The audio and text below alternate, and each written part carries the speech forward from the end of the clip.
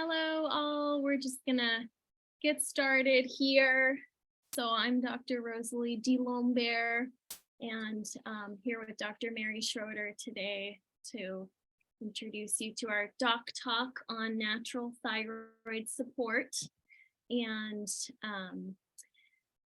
the third doctor in our clinical team is Dr. Molly Force, clinical director here at Prosper. And she is in Thailand right now, so won't be joining us for the doc talk, but we're a trio of three NDs here. So launching right into natural thyroid support. This doc talk will cover the importance of the thyroid gland in your health for the entire body, how we can evaluate, measure, and monitor the thyroid function via looking at the thyroid hormones, and then tips for holistic thyroid management, since when the thyroid goes awry, a lot of the body systems sort of go awry as well and give us symptoms. So with this, I'll hand it over to Dr. Mary. Okay, so as Dr. Rosalie was explaining, the thyroid has very significant implications for our overall health. So it's a tiny gland that's located in our neck right here, and you can see it on this diagram to the left. And it does many things throughout the body. So it's largely regulating metabolism. And one of the things it regulates is what we call peristalsis. So that's the rate at which our intestines move our food and then feces through our body. And so therefore, when we have thyroid imbalances, we'll often see things like early satiety, or getting full really easily, or increased hunger. And then we may also see things like diarrhea or constipation based on that migrating motor complex being affected. We also see it having an effect on fat metabolism. So with hyperthyroidism and hypothyroidism, we'll often see abnormalities in our lipid metabolism. So, if you've ever had high lipids on a lipid panel before, high cholesterol, high LDL or low HDL cholesterol, then this is one thing to consider. It can also affect our protein metabolism by changing the secretion of hydrochloric acid in our stomach. And then also can affect our glucose metabolism. So whether or not we're secreting insulin into our system and getting and importing glucose into our cells or out of our cells, that can really affect our blood sugar and energy levels throughout the day. And then lastly, it has a role in bone turnover. So we'll often see with too much thyroid hormone, we'll see a kind of breakdown of bone over time, and that can lead to early osteoporosis or early bone density loss, and which can ultimately lead to fractures later in life usually. The thyroid gland can also affect reproduction. So later on, we'll discuss the association of hypothyroidism with infertility.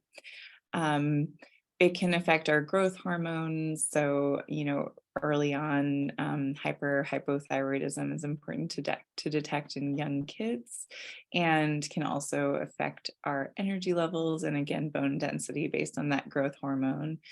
Can affect our heart rate. So often with too much thyroid, people will notice that their heart is, that they're noticing a fast heartbeat, and can feel their heart beating in their chest, also known as palpitations. And then lastly, it can affect brain function. So one of the first things we think about when someone's having long-term brain fog is whether or not they're having low thyroid hormone. And so we will next go into the differences between hyper and hypothyroidism. So hyperthyroidism is when thyroid hormone is really high, and this can affect our many aspects of our body, as I was discussing in the last slide.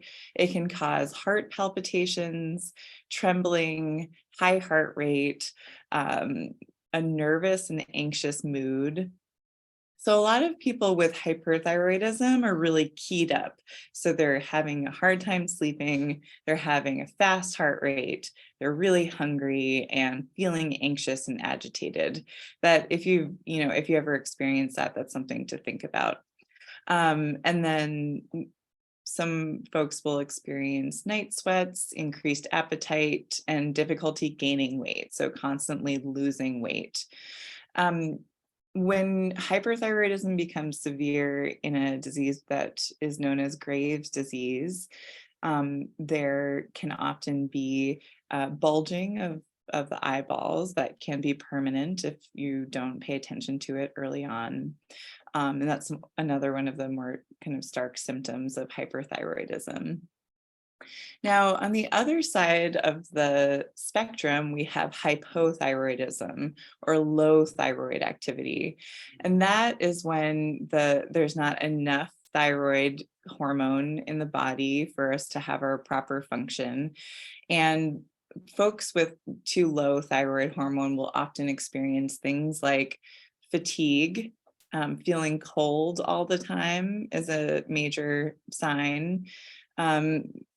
Folks will feel depressed and brain foggy, so kind of just having a hard time getting out of bed, feeling sluggish, having a hard time losing weight. So this is often, with low thyroid, folks will be gaining weight pretty significantly. We'll notice constipation, so that, as I was discussing before, the thyroid hormone can affect our migrating motor complex of the intestines. And when that slows, that can lead to constipation or not having daily bowel movements. And then lastly, we'll see things like thinning of the hair, skin changes, so often dry skin. And if there's an iodine deficiency causing the hypothyroidism, or in a number of other cases, we'll see enlargement of the neck, or which can also be known as a goiter, and that can get pretty large depending on what's going on.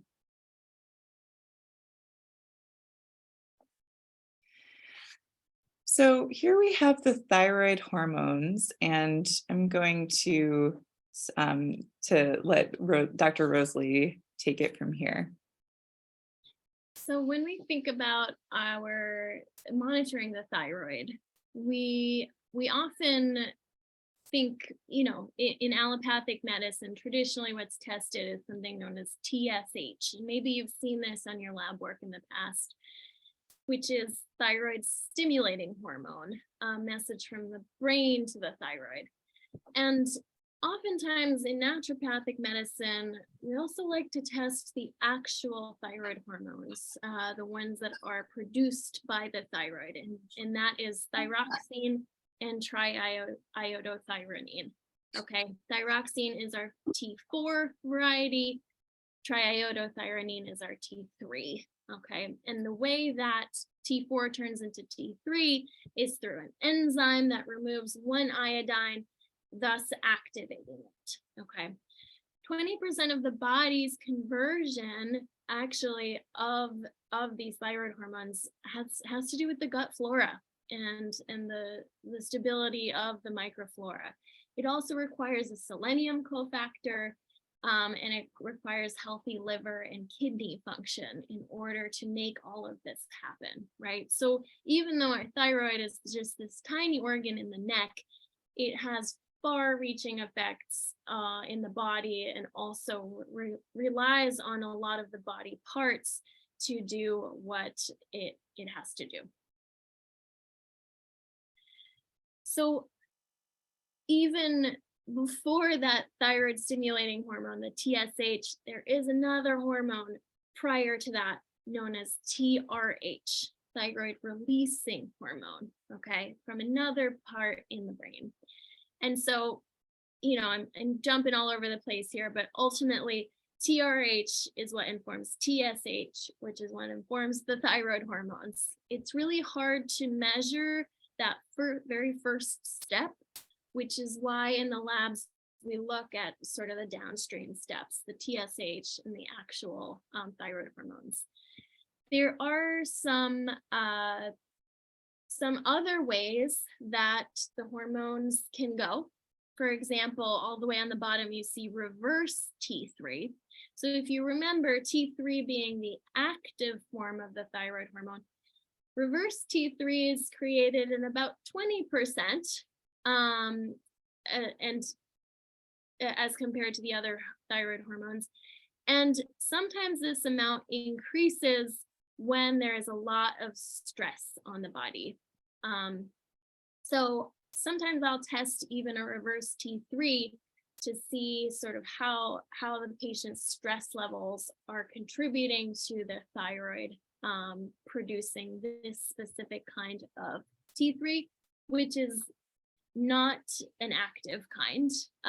It's one that sort of shunts the active type of thyroid hormone away from where it should be going.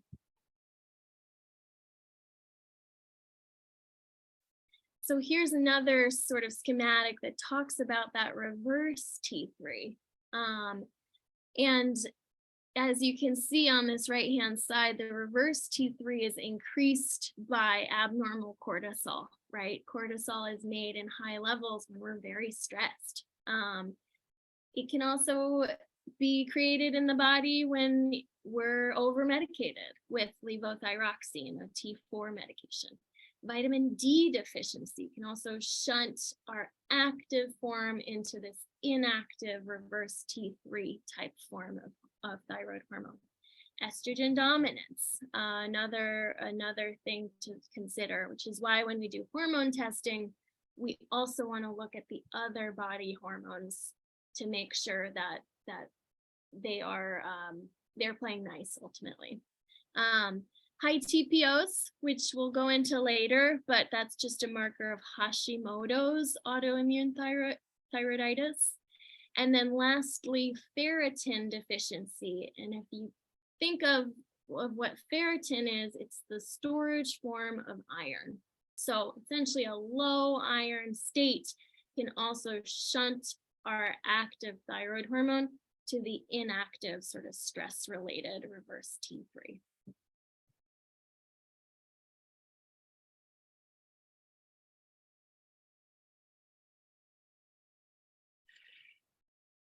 Okay, so next we're going to go into some common causes of hypothyroidism. And I'm just going to jump back to this last slide here real quick to show you one piece that has to do with the nutrient deficiency. So one of the reasons for the causes of for hypothyroidism being present is not having enough nutrients or the proper nutrients to form our thyroid hormones. And this can happen in the production of T4 as well as the conversion. So T4 is the inactive thyroid hormone that floats around in the body and is kind of ready to form the active hormone, which is physiologically going to have an effect on our cells. And this conversion of T4 to T3 is essential for the thyroid hormone to function. But we don't always want it in T3 because that, that can lead us to hyperthyroid states. So having it largely kind of present in the T4 form is helpful on a physiological basis so that we can adjust those thyroid levels naturally in our bodies. Now, this conversion of T4 to T3 is something that we want to be a well-lubricated system.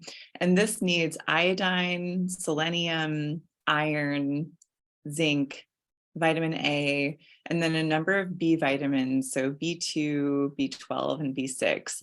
And we're going to go into this later in the talk when we talk about treatment, but this is helpful for you to understand how these nutrients are interacting with our thyroid hormones and how important they are. So the most common form of hypothyroidism is Hashimoto's thyroiditis. So this is an autoimmune condition in which our immune system is targeting our thyroid cells. When our immune system targets our thyroid cells, it can cause a destruction of the thyroid itself. And so this can lead to different symptoms depending on the progression of this disease. So in the beginning, you can imagine kind of like in a major attack and a damage of the thyroid hormone, and that damage can cause an initial release of thyroid hormones, increasing thyroid hormone in the body.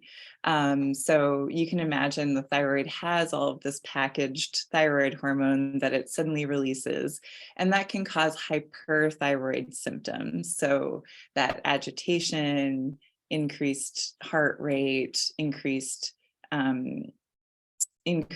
appetite, anxiety, restlessness, insomnia, things like that. As the disease progresses and and more of the thyroid gland is destroyed, you'll more likely see hypothyroid symptoms. So that's going to be the weight gain, constipation, fatigue, brain fog, things like that. And they can, in the early part of this disease, we can go between those states. So we'll discuss Hashimoto's more later on in the lecture, but this is a really important one, and just considering the fact that it's an autoimmune disease and not just, it adds a layer of complexity where we need to look at systemic causes of that autoimmunity and how to decrease inflammation in a systemic fashion. Other causes of hypothyroidism include medical procedures, so surgery and radiation to the neck or thyroid, or a removal of the thyroid gland after someone has hyperthyroidism or Graves. Hypothyroidism can happen postpartum, and this is usually transient and will resolve, but it affects 5 to 10% of women after childbirth, which is pretty significant. And then we talked about the nutrient deficiencies. That can be a major one, largely iodine deficiency. And then we can also have high thyroid binding globulin, which is a protein that can bind our thyroid hormones and make them inactive in our blood. So it's another reason that we'll see that low thyroid activity. Now, some causes of hyperthyroidism or overactive thyroid include Graves' disease. So this is another form of an autoimmune disease that targets the thyroid gland as well, but this causes an ongoing overproduction of thyroid hormone versus that destruction, which usually leads to hypothyroidism. So this is where we'll more often see more significant signs of hyperthyroidism. You can have that what we call exophthalmos, or the bulging of the eyeballs, and again, all of those kind of keyed up symptoms of hyperthyroidism. Hashimoto's thyroiditis, again, we can see hyperthyroidism in a transient way that usually resolves and turns into hypothyroidism.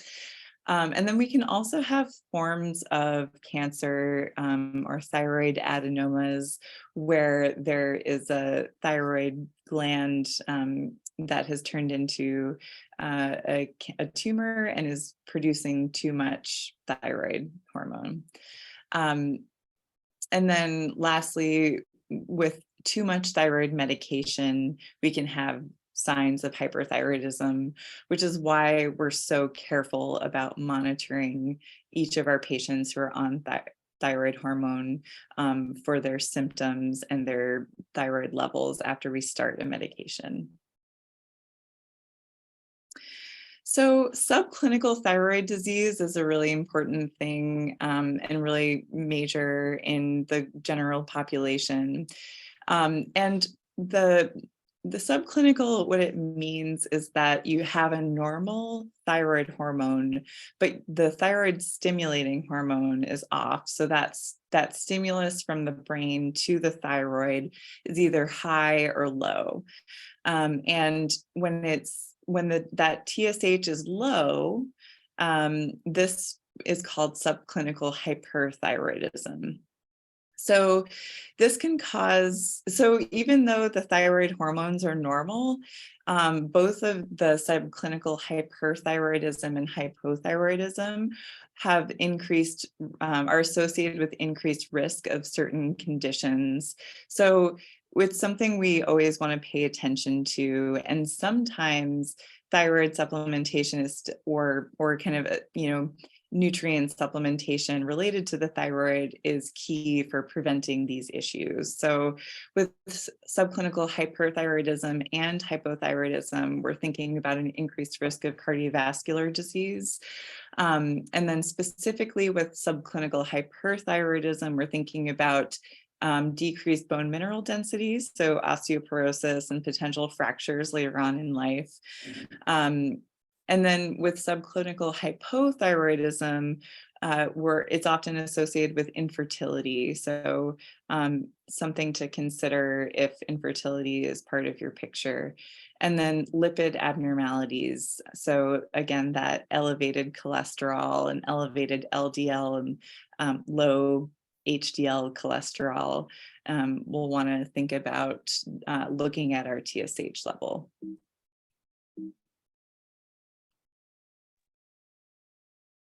Thanks, Dr. Mary. So how do we assess for all of these various diagnoses? There's several ways, right? Of course, we want to check in on patient symptoms.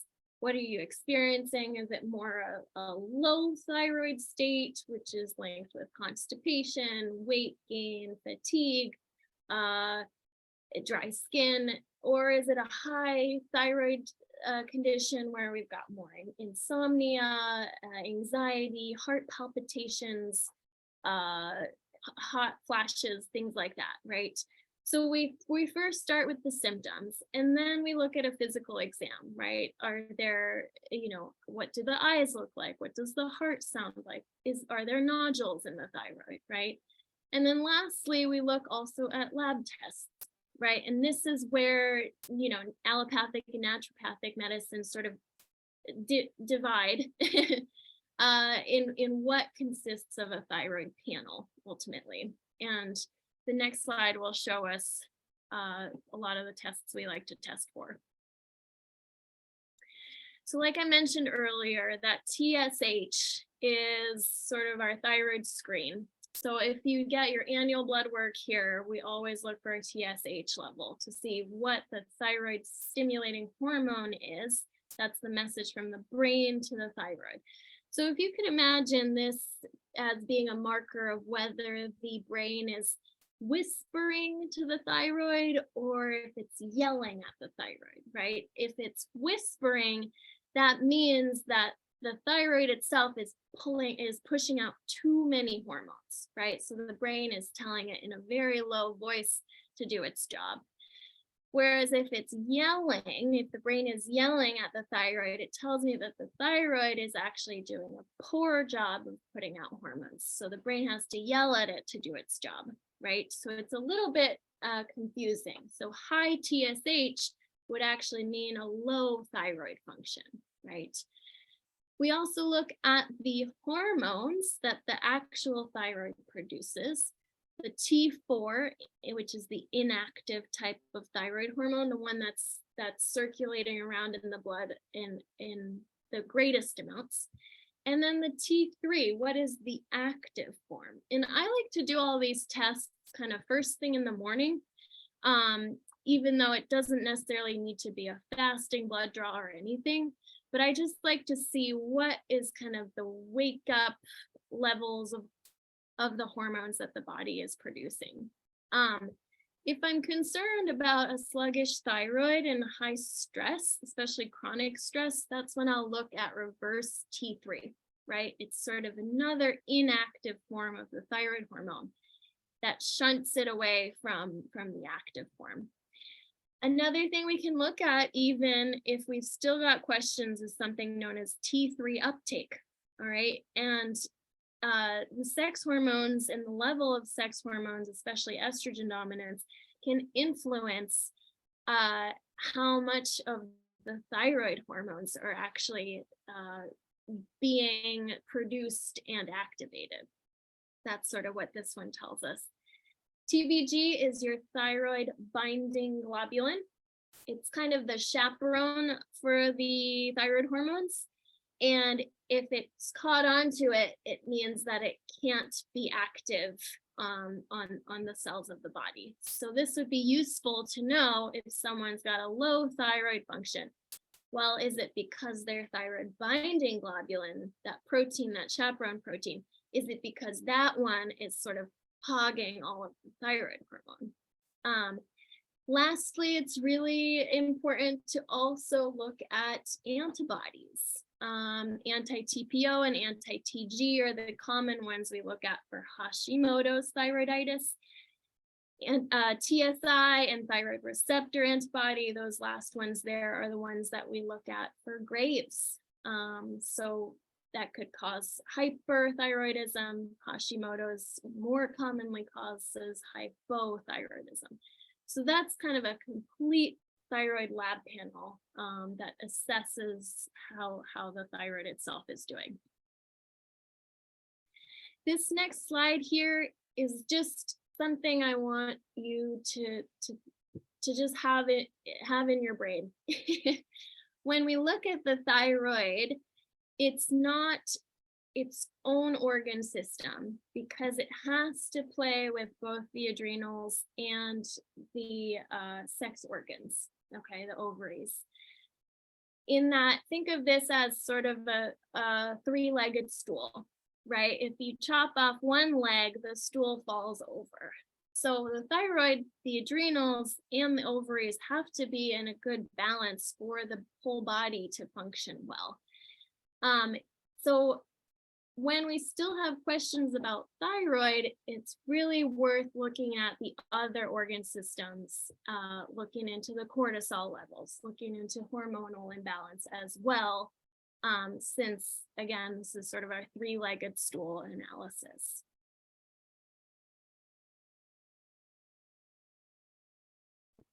All right, so that was all about how we assess the thyroid and what we want to look out for with thyroid dysfunction.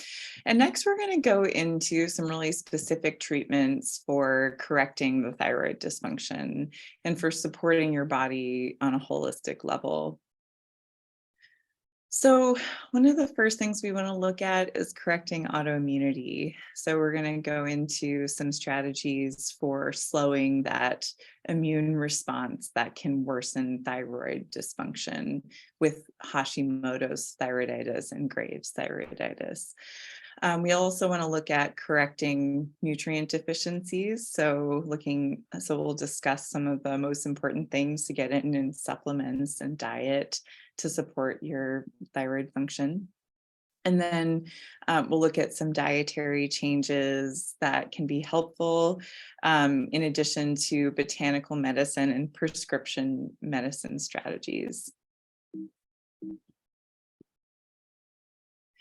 Okay, so first off, let's talk about how to treat autoimmunity when it comes to the thyroid. So again, with Hashimoto's thyroiditis, that's the most common cause of thyroid dysfunction. So particularly in the early stages of Hashimoto's disease, we really want to think about slowing that immune response to kind of slow the damage that is happening to the thyroid.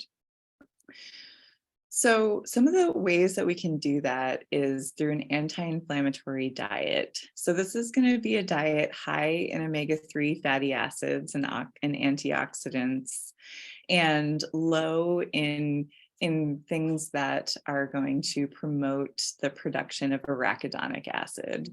Arachidonic acid is one of our major kind of precursors to inflammatory cytokines. So avoiding things like red meat, avoiding red meat in high amounts, that is, avoiding dairy products in high amounts like butter and cheese and milk, and focusing on foods that are high in omega-3 fatty acids. So those are going to be our chia seeds, flax seeds, cold water fish, so things like salmon, and then we'll include fish oils for that purpose as well. Avoiding gluten can be really helpful with things like Hashimoto's and other forms of thyroid autoimmunity. There have been clinically, we've seen that play out over and over again, that avoiding gluten can really improve thyroid symptoms and improve thyroid management. And there's also studies that have shown that it affects TSH levels with subclinical hypothyroidism. So really that's all. Dietary wise, that's one of our main go-tos with a early diagnosis of Hashimoto's disease is eliminating gluten. We also are going to in a bit talk about herbs to reduce the inflammatory response. And we also want to consider reducing toxin exposure. So any exposure to heavy metals or pesticides or herbicides in your diet, really want to think about eating organic and especially focusing on avoiding the dirty dozen. That's a list you can find online that is going to have kind of the most concentration of herbicides in the food chain. And then we want to address food sensitivities. So if there's any food that you're eating on a regular basis that you're noticing is kind of exacerbating your symptoms, whether it's hyper or hypothyroid symptoms, that's something for you to pay attention to. And often you'll kind of discover that through something like a diet diary where you're really writing down what you're eating and then looking at your symptoms and kind of trying to get a timeline of what that looks like. And we can also discover that through elimination diets where you eliminate most of the common triggers of autoimmunity and then slowly reintroduce those foods over time and track your symptoms as you do it. And then the other option is doing a food sensitivity panel. So looking at how our antibodies are responding to those food antigens within our blood and within our actual bodies. Last thing we want to, so we're going to talk about iron supplementation because sometimes the iron deficiency, or sorry, iodine, not iron, iodine. We're going to talk about iodine supplementation as an important intervention with certain kinds of hypothyroidism. So if you don't have enough iodine and it's not an autoimmune cause of the hypothyroidism, then iodine is a really important thing to bring in. Counterintuitively, if you have an autoimmune condition, specifically Hashimoto's thyroiditis, you want to avoid iodine supplementation because that can worsen the condition. And same's true with Graves' disease. So that's a really important distinction and something to talk to your doctor about if you are taking iodine and have issues with your thyroid.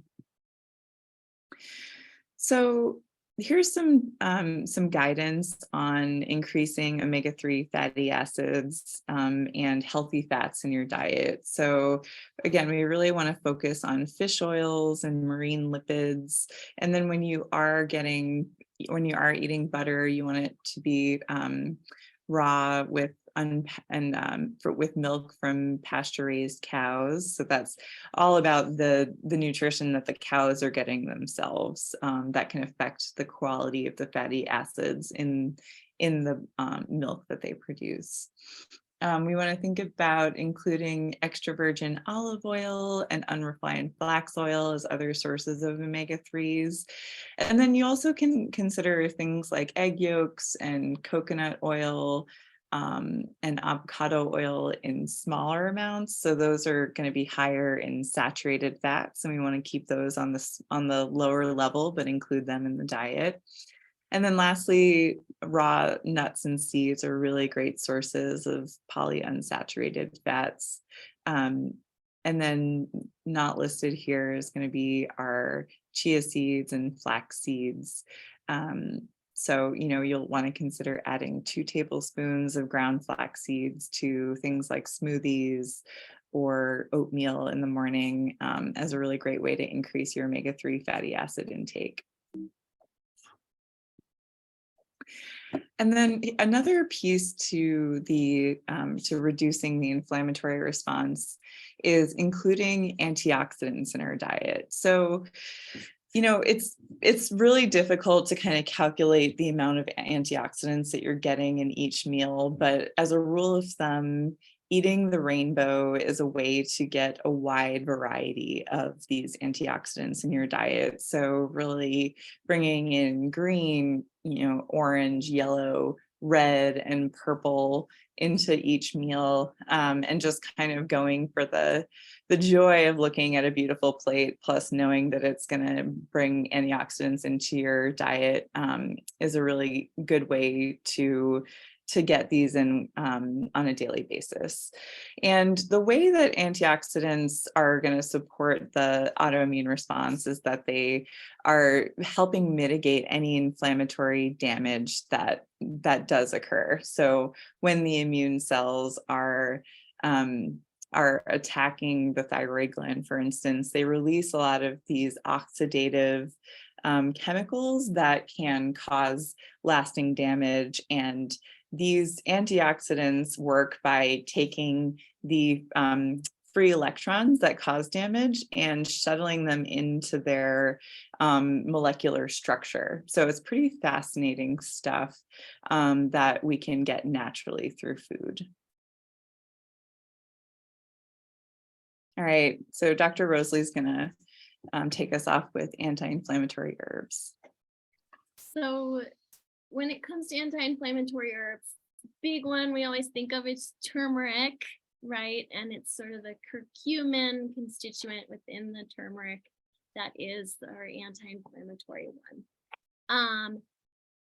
We've got to think of a therapeutic dose. However, just a pinch full of turmeric isn't going to make, the difference here. In Ayurvedic medicine, we think about it as sort of 3 tablespoons a day, right? in your curries, in your golden milks, things like that. But we can get that extracted in certain supplements, for example, that are sort of mix the turmeric or the curcumin in with some fat molecules to help it get absorbed better. Another anti-inflammatory herb that is in the same family as turmeric is ginger. So ginger both helps diminish the inflammatory cytokines, but it also helps increase circulation, right? So we're sort of getting the healing immune cells to all the cells of the body, even the tip of your cold little toe, right? That's why I love to use ginger, especially as a combination with other herbs. And then lastly is boswellia, which is also known as frankincense. It's a type of resin, again, an Ayurvedic herb that gets used commonly for all sorts of inflammatory disorders, from musculoskeletal pain, but it also has a use in inflammatory thyroid disorders like Hashimoto's, to kind of diminish the inflammation that otherwise is attacking the thyroid specifically. So when it comes to treatment of hyperthyroidism, remember that's high thyroid function, it's something that needs to be closely evaluated and monitored with the physician because of this piece there that says thyrotoxicosis. So when your thyroid hormones are too high, it could potentially be life-threatening. One of the signs of Graves' disease or hyperthyroidism is sort of the bulging eyes. And that's something that, quick Google search will give you a sense for what that looks like, but something that kind of clues us in as physicians as to what might be going on. Conventional treatments here are many, from radioactive iodine treatment to surgical removal of the thyroid or the goiter, to anti-thyroid medications that specifically block the production of thyroid hormones, to beta blockers, which are a type of medication that helps with the downstream effects of palpitations, tremors, anxiety.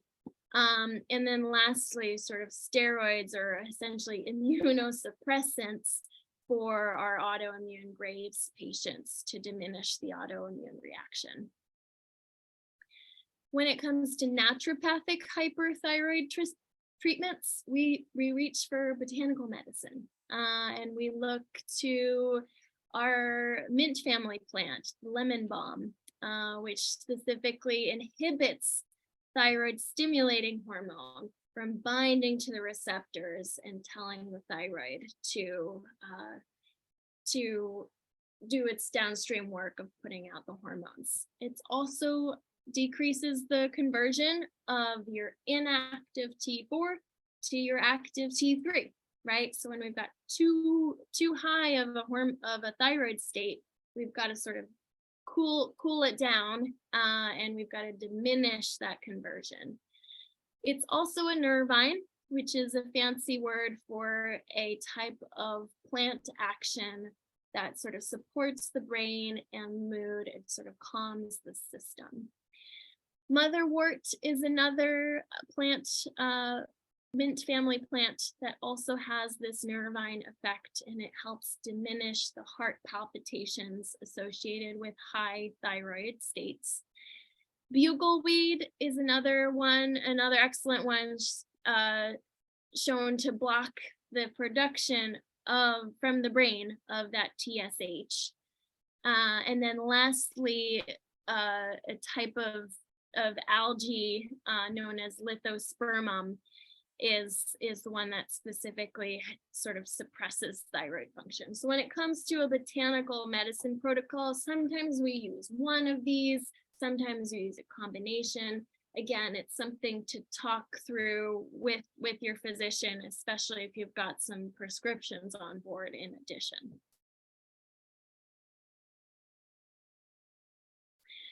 So we talked about hyperthyroidism, right? Too high of a thyroid state. There's some herbs for hypothyroidism that are also that we can also pull from our botanical medicine toolbox, and that's when the thyroid is sluggish, right? It needs some help producing the hormones.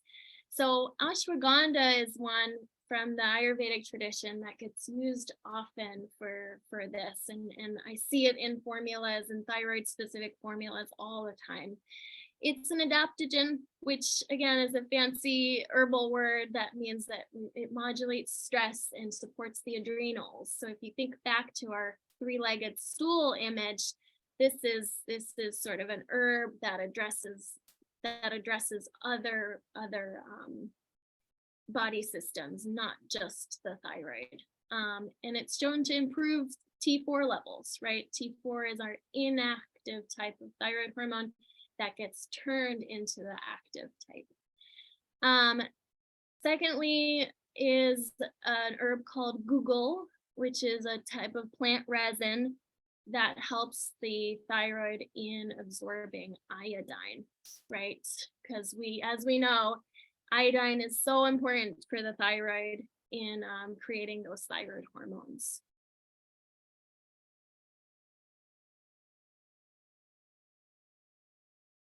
All right, so next we're going to discuss some nutrients that are important for thyroid synthesis. So this is, again, largely in the context, we're not discussing autoimmune conditions of the thyroid, and we're just talking about, how to support your thyroid and its normal physiological function.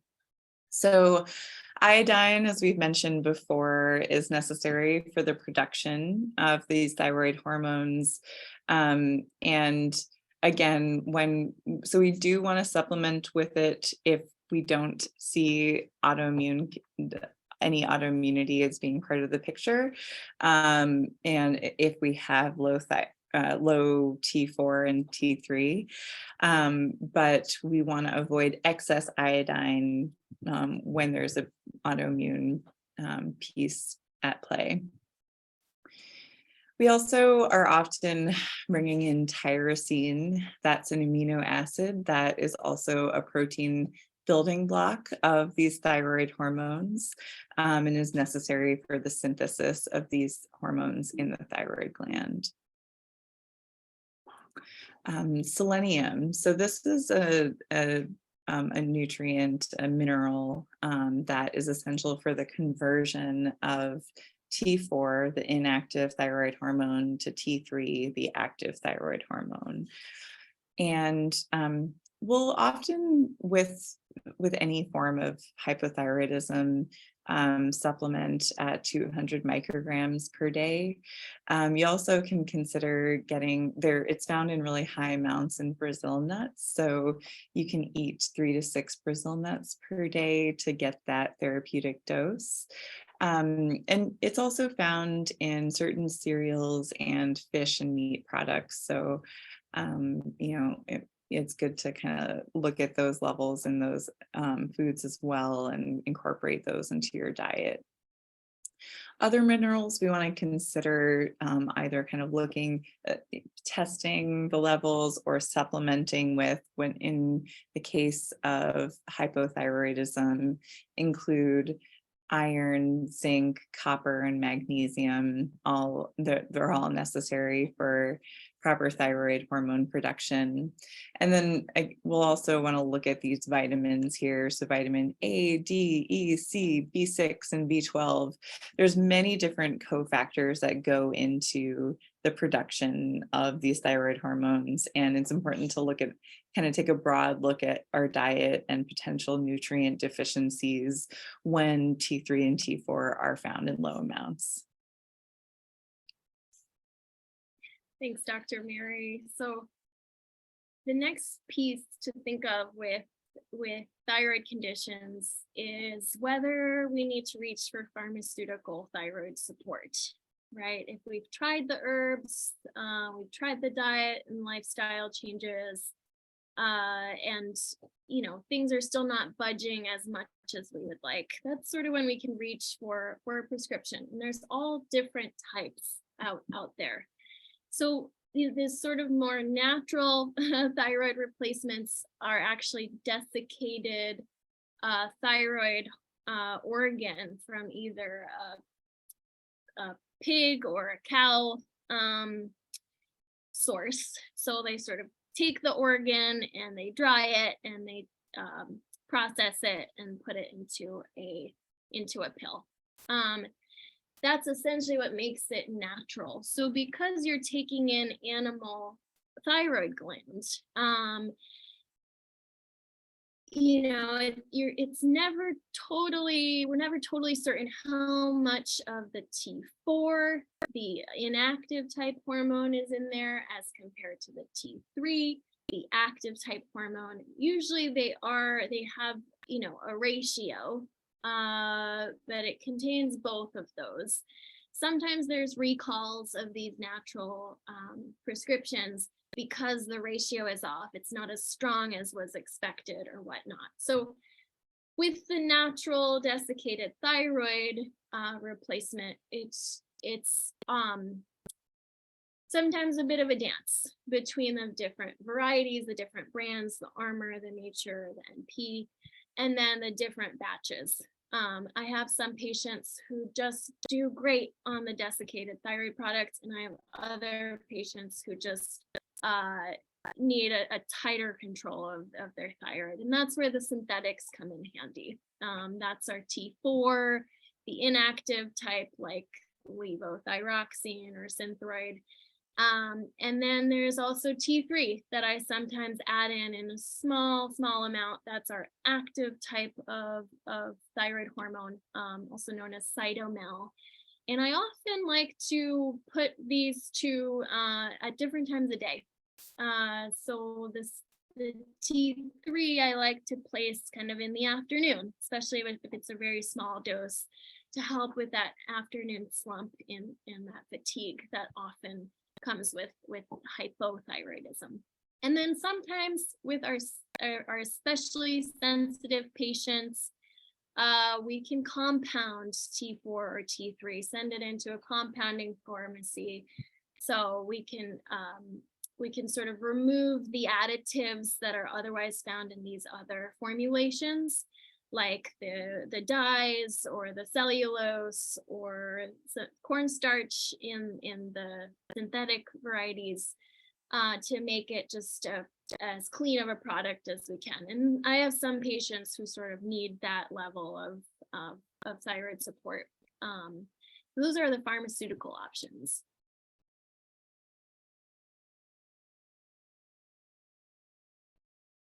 So this slide tells us, it's a schematic ultimately that tells us about how iodine plays into being helpful for the creation of T4 and T3. It also, if you could see on the arrows there, shows us what nutrients are needed, what cofactors are needed for this transformation, for this binding molecularly. And if you can see on the bottom, it says desiccated thyroid. That's our thyroid gland. It ultimately shows us where it acts, which it contains the T4 and the T3 hormones, right? It's sort of, think of this kind of like a Venn diagram, and it sort of takes over that molecular that molecular reaction that otherwise your own body would have to be doing on its own. So not only does the desiccated thyroid have both combinations of hormones, but it also has some of the cofactors in it, just in the reality that it is kind of comes from a porcine or a beef source.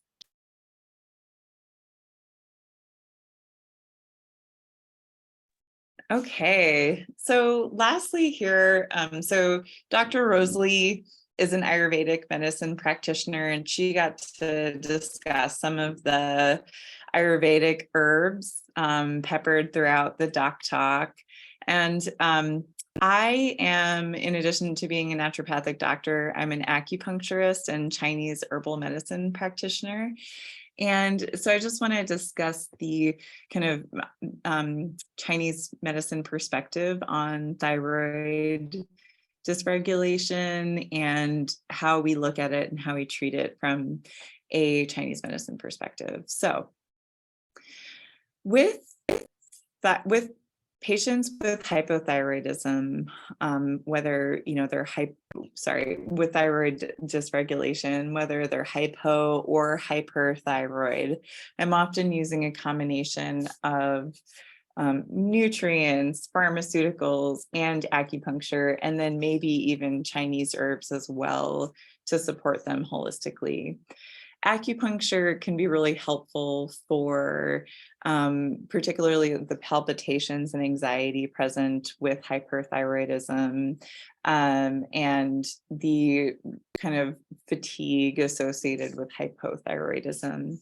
The goal of acupuncture is to bring the body into balance, and we do that by inserting needles into really specific points. And it's guided by a traditional Chinese medicine theory that looks at our bodies and organs as an integrated whole. And by stimulating specific points on the body, you can affect organ function. So that's kind of how we, from when I'm working with patients, I'm often looking at their musculoskeletal tension, where their neck and low back hurt, and we're addressing that. And then I'm also using specific points that are actually affecting organ function as well. So when it comes to hypothyroidism, in Chinese medicine, this is often seen as a qi deficiency, and different patients will come in with different types of presentations. But the production of qi, or this animating force that kind of fuels all of our physiological processes, often comes from our breathing, from our lungs, and also from our spleen in the Chinese medicine system.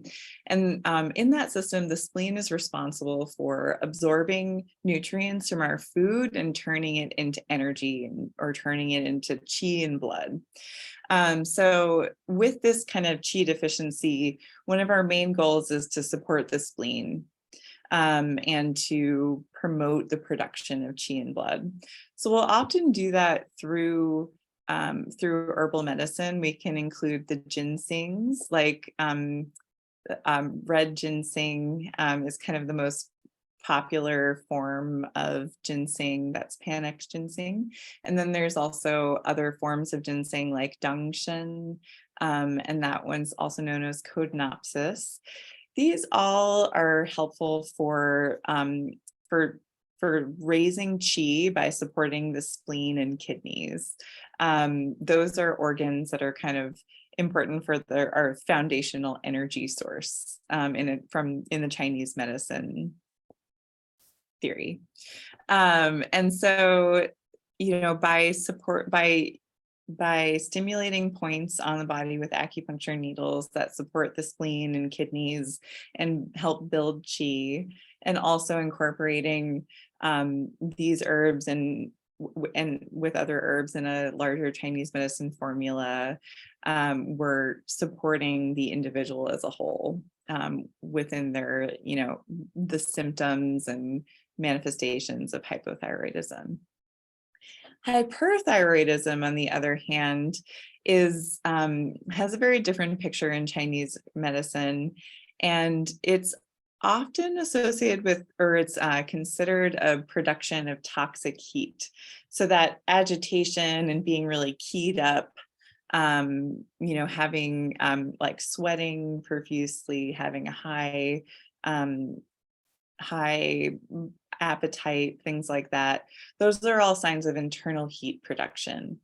And then we also have this diagnosis of liver qi stagnation associated with hyperthyroidism. So the liver is responsible for moving qi and blood around the body. And when it's not able to do that, there's almost this kinetic energy where the qi and blood get stuck and cause heat production. And that's kind of how I think about it from a Chinese medicine perspective. So we need to help the liver move those things around so that they're unstuck and not causing that agitation. So our goals with Chinese medicine are to soothe the liver, allow it to move our qi and blood around in a more kind of fluid way, and clear toxic heat. And interestingly, there's an herb called Lithospermum. It's one of the main herbs that we use from a Western medical perspective to support the thyroid. And this is in the case of hyperthyroidism. And it's been shown to decrease T3, T4 conversion. And from a Chinese medicine perspective, way before they knew what the thyroid hormones were or the thyroid gland was, they considered that it cleared toxic heat. So it's an interesting kind of corroboration from a Western and Chinese medical perspective, how these herbs work in different ways. Okay, so that concludes our doc talk today. In a moment here, we'll leave some time for questions. But if you are struggling with hyper or hypothyroidism, or have any of these kind of low-level signs that we were discussing in this doc talk, we would love to talk with you about it. So feel free to give us a call at this number. That's over in the left-hand corner, or visiting Prosper Natural Health to make an appointment. And yeah, so we look forward to working with you. So now, are there any questions that came up during the doc talk that anyone wants to address?